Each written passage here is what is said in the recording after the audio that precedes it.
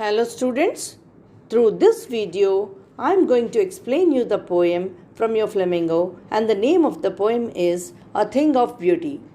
It is a poem written by the famous poet John Keats. Keats was born in London and died in Rome in 1821 at the young age of 25 due to illness. He is a romantic poet and his poetry is characterized by sensual imagery. Today, his poems are one of the most sought after creations in English literature. This poem is an excerpt from his poem Endymion, a poetic romance written by the famous poet John Keats. The poet says that a beautiful thing is a source of endless joy. It has eternal beauty which never fades away.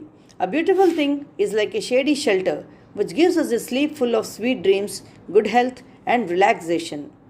Our attachments to the earthly things are like a flowery wreath. They are traps which bind us to the materialistic things and keeps us away from eternal happiness. The earth is full of hatred, greed, and negativity. According to the poet, the gloom and sadness caused by this negativity fades away with the positive vibes of the beautiful things that surround us. The poet lists out some of the beautiful things that surround us. As the saying goes, beauty lies in the eyes of the beholder. He says that the numerous creations of God, like the sun, which gives us energy, the moon's beauty, the trees, which gives us shade, are the natural beauties around us. The various animals, like the sheep, that surround us, make our world lively. The pretty flowers, like daffodils, make the world green and lively. Flowing streams of water cool and refresh us in the hot summer season. The forests, which are full of the pretty musk rose flowers, are a beautiful sight to the eyes. All these are the things of beauty. Also, the stories of the brave soldiers who laid their lives to protect their people are beautiful and inspiring. These beautiful things are like a fountain of immortality bestowed upon us by God. They inspire us to live on and maintain our faith in goodness. Now, the lines of the poetry. A thing of beauty is a joy forever. Its loveliness increases. It will never pass into nothingness, but will keep a bower quiet for us and a sleep full of sweet dreams and health and quiet breathing. Here, in these lines, bower means that a shady place under the tree. Now, the meaning of the lines. The poet says that the beauty stays forever.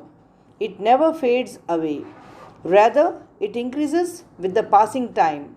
The perception of the poet regarding beauty is that it never goes off with the passing of time. Further, it beautifies more and more. For the poet, beauty is like a beautiful shady tree under whose shade all the creatures can sleep peacefully and enjoy good health. Now, the literary devices of the poem. Of this first stanza, the rhyming scheme is AABBC, because in the end of the lines we come across the words such as forever, never, keep, sleep, and breathing. Also, use of consonant sound at the start of the two words which are close in series, that is sleep and sweet, which is alliteration. A metaphor is also being used in bower quiet. Here, calmness of the bower is compared to the calming effect of a beautiful thing. Now the second stanza. Therefore, on every morrow are we breathing a flowery band to bind us to the earth, spite of despondence, of the inhuman dearth, of noble natures, of the gloomy days, of all the unhealthy and o'er darkened ways, made for our searching, yes, in spite of all, some shape of beauty moves away the pall from our dark spirits. The morrow in these lines tells us that it is the following day. Wreathing means surround or encircle, and despondence means depressed. Gloomy is sad.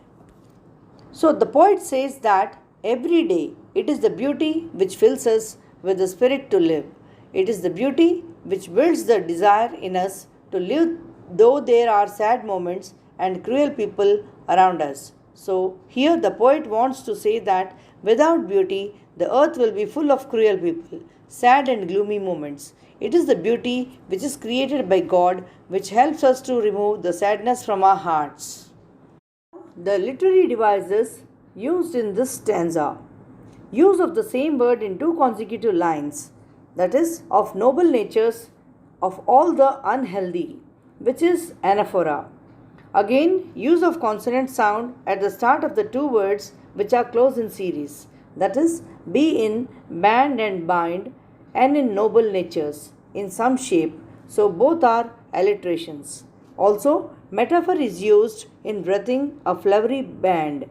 The beautiful things of our life binds us to the earth.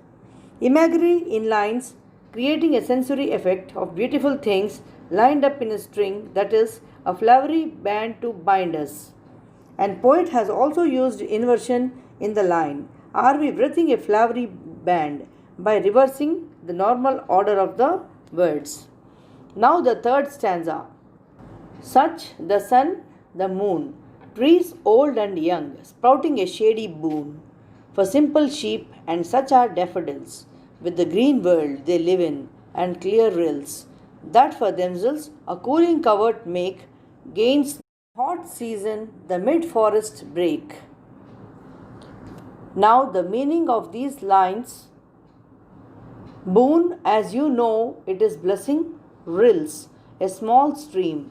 Break, a process to slow down. And the meaning, here the poet describes the beautiful things which are present on earth. These are the sun, moon, trees, flowers, daffodils, and the rivers.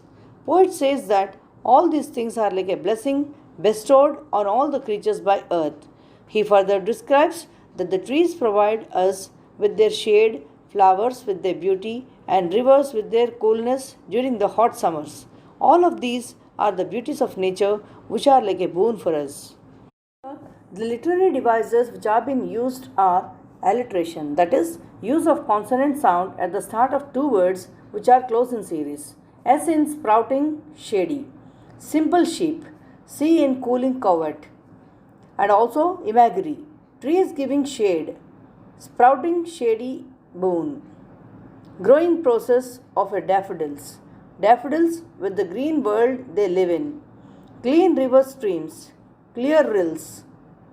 And also in the last, antithesis, that is, opposite words placed together, that is, old and young.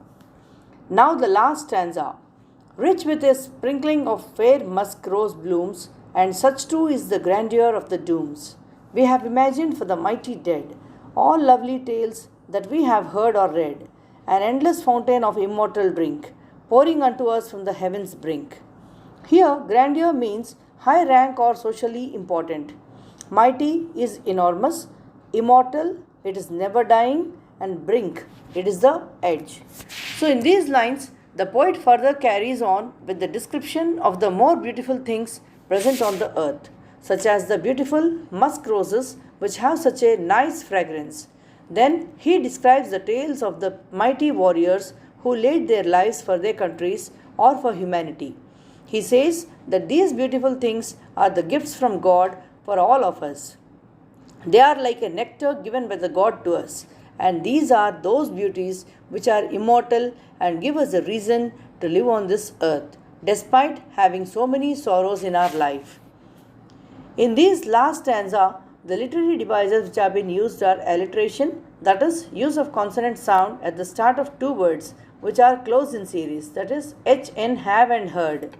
Also, metaphor is used in immortal drinks. Beautiful objects of nature are forever, like a never-ending portion of a drink. Also, the rhyming scheme is used in every stanza of the poem: forever, never, keep, sleep, dead, red, etc. Also, imagery is being used. Bushes full of musk roses, that is, sprinkling of fair musk rose blooms. Books describing valor of fighters, grandeur, mighty dead. God providing us with the best things, pouring from the heavens' brink. With this, we have come to the end of the poem.